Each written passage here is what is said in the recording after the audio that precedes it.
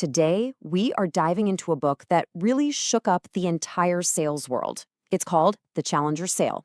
And we're going to break down this super powerful, data-backed model that completely redefines what it takes to be a top performer in sales. Let's jump right in. So let me start by asking you a question. If you had to put all your money on one single skill that separates the absolute best salespeople from everybody else, what would you pick? For decades, we've basically been told there's one right answer. But what if that answer, the one that's all about building relationships and just being really, really likable, what if it's just wrong?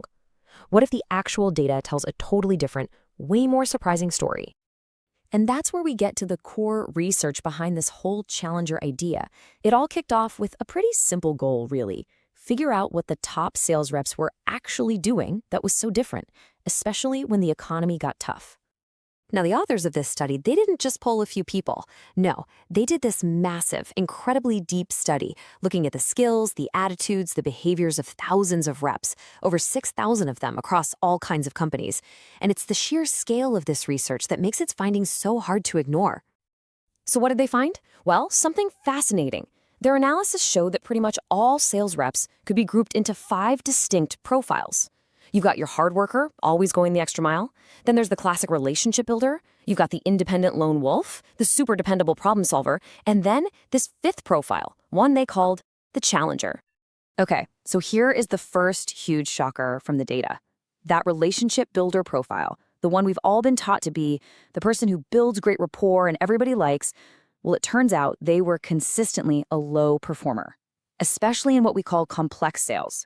Those bigger deals with lots of decision makers and long timelines.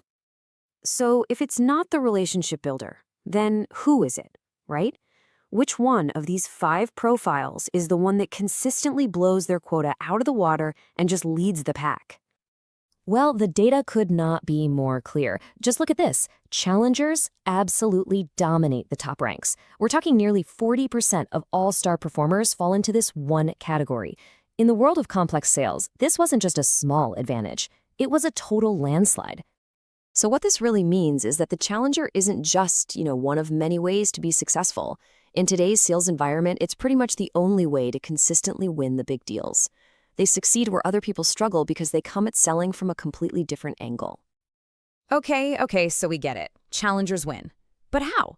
What are they actually doing? What's their secret playbook? Well, it all boils down to a very specific set of skills. The entire challenger model is built on 3 pillars. They teach their customers, they tailor their message, and they take control of the sale. Teach, tailor, take control.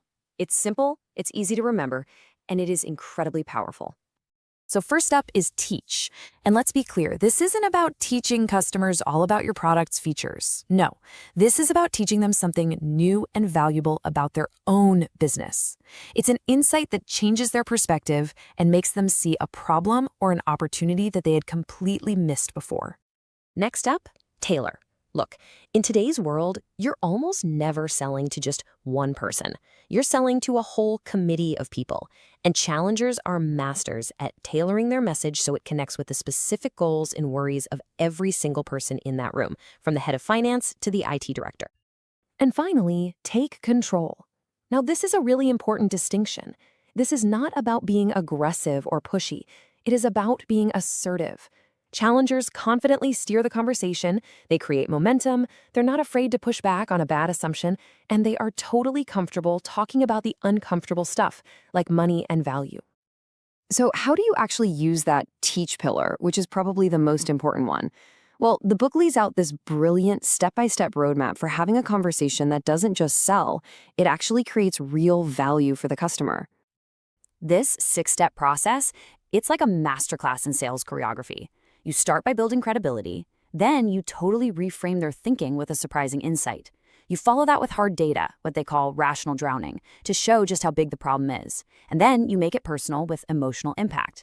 It's only after you've done all of that that you introduce a new path forward and finally position your solution as the best way to get there. See the difference? It's about leading the customer to your product, not leading with it.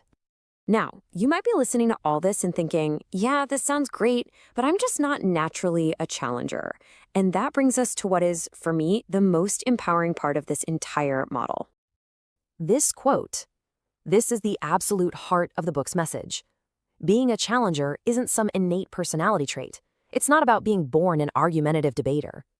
What this means is that anyone, literally anyone, can learn how to teach, how to tailor, and how to take control. It takes practice, it takes the right tools, and it takes a real commitment from a whole organization to think differently. It's a trainable, scalable path to success. And this really says it all, doesn't it? In a world where our customers are just buried in information, the most valuable thing you can give them isn't another feature, it's insight. Real, lasting loyalty isn't built by just being liked, it's built by making your customer smarter. Which kind of leaves us with one last thought. The data is clear. The playbook is right here. So the only question left is, are you going to use it? Are you ready to shift your focus from simply being a friendly vendor to becoming a true challenger?